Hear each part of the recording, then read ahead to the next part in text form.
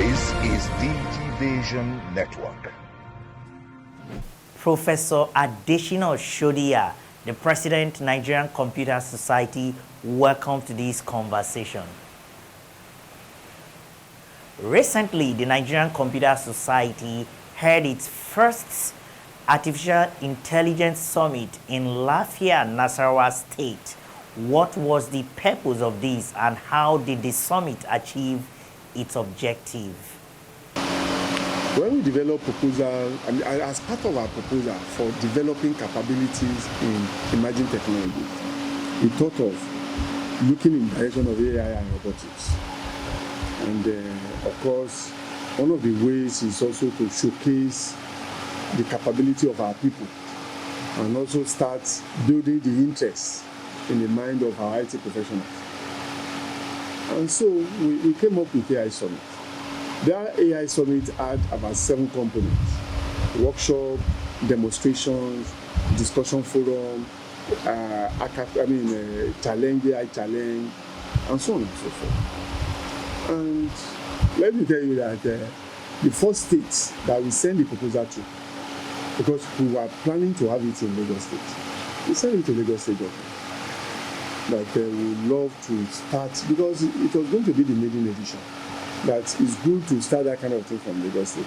We sent the proposal to Lagos State government. Up to now, we are not getting response. We know the essay on ICT. We discussed with him. We know the commissioner. We have discussed with all of them. The only person we didn't discuss with at that time was the deputy governor. So we thought of taking it further to the deputy governor. We have started preparing for AI challenge for this year. One of our members has said we should come to Ekiti. But we still prefer to have it in Lagos State. Nigeria has been in the forefront of driving digital economy gains. How well do you think the policies on ICT have been implemented by the supervising agencies? We are all aware that towards the end of 2019, the head of service of this nation issued a circular to all NDAs that they should start digitizing their files and their processes. Yeah. How well have they gone on this? The Nigerian Computer Society wrote head of service that we have written 2 letters now. We first wrote that we are ready to partner with head of service on this policy. We didn't get any response. We have also written that it is of interest to NCS to really measure the progress that government has made in this regard, because the first stage, the first step you take towards automation is digitization. You cannot digitize physical file. Yeah. You cannot automate physical file. So you must put your product, your services and activities, you must make them digitalized. And that is why some of us, it's still funny to us, some of us that work with government, I've said it before, our Code of Conduct Bureau form, they still bring paper for us to fill and sign every 5 years. And we have said that if they are really serious, I don't know whether the politicians are working again. If they are really serious, let me go online. If I have acquired additional assets, let me go online. Let me just go and update.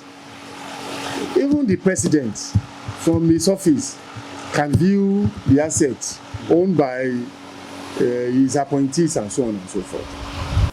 ICT has been described as a very transformative tool for economic development and government. How has the Nigerian Computer Society partnered with relevant stakeholders, including the Lagos State government, in the adoption and the usage of ICT for smart governance, smart economy, and citizens' engagement? In Lagos, we relate with Lagos State government a lot. They attend our programs. The minister, the commissioner is a member, the commissioner for science and tech is a member, is even a fellow of NCS. The deputy governor is our member, is even a fellow of NCS.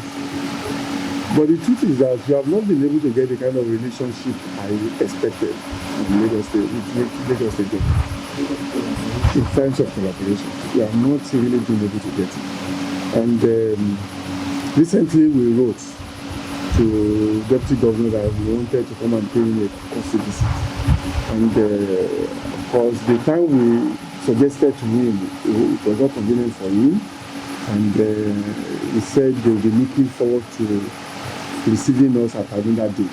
That another date we have not been able to agree with them.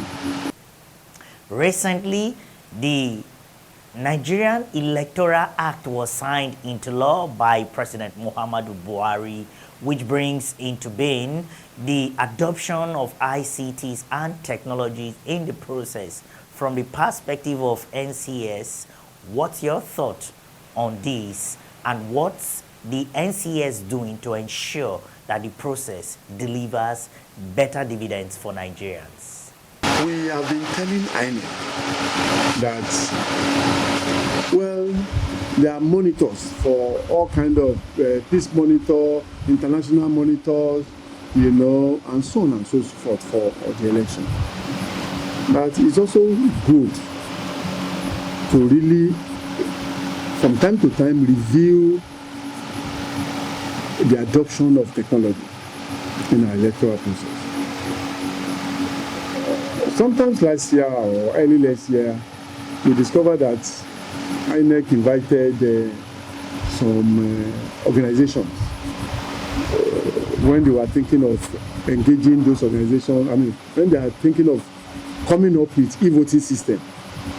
They invited some organizations to have interaction with them. When we saw it, we wrote them. In this kind of thing, you must also involve stakeholders.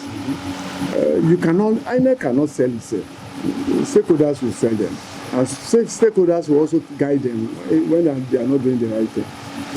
So we have been trying to engage in INEC, but we have not been successful. In fact, there was a time we wrote them that members of NCS will want to also monitor the use and adoption of technology during election.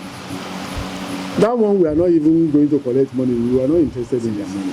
And we will also be able to monitor them. So whatever our observations are, we put them together and we use them to advise INEC. But we didn't also get response from them. Thank you so much, Professor Adeshina Shodia, the President, Nigerian Computer Society. This is DG Vision Network.